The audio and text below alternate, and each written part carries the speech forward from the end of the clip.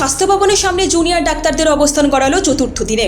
এদিকে বৃহস্পতিবার শর্ত না মেটায় মুখ্যমন্ত্রীর সঙ্গে তাদের বৈঠক ভেস্তে যায়। এই আবহে অচলা অবস্থা কাটাতে রাষ্ট্রপতি দ্রৌপদী মুর্মুর দ্বারস্থ হয়েছেন জুনিয়র ডাক্তাররা। তাদের তরফে ইতিমধ্যেই মেল করা হয়েছে। শুধু রাষ্ট্রপতি নয়, মেলের কপি পাঠানো হয়েছে উপরাষ্ট্রপতিকেও। এদিকে রাজ্যপাল সিবি আনন্দ বোসকেও মেল করা হয়েছে বলে খবর। তবে মেল পাঠানো হলেও রাষ্ট্রপতি ভবনের তরফে এখনো পর্যন্ত কোনো সাড়া মেলেনি। চিকিৎসকরা 4 পাতার চিঠি পাঠিয়েছেন। সেখানে 8ই আগস্ট তিলোত্তমার ঘটনা থেকে শুরু করে এখনও অবধি যা যা ঘটেছে তা সবটা চিঠিতে তুলে ধরেছেন জুনিয়র চিকিৎসকরা। তারা বলার চেষ্টা করছেন, আরজি কর মেডিকেল কলেজে নিরাপত্তার বিষয় সুনিশ্চিত হলেও রাজ্যের বাকি মেডিকেল কলেজেও আক্রমণের ঘটনা ঘটেই চলেছে।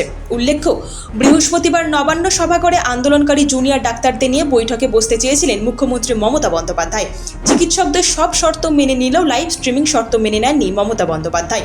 জানিয়েছিলেন লাইভ স্ট্রিমিং নয়, হতে পারে ভিডিও রেকর্ডিং, কিন্তু মানেননি জুনিয়র চিকিৎসকরা। 32 জনের প্রতিনিধি দল ফিরে আসে নবান্ন সভাঘরের বাইরে থেকে।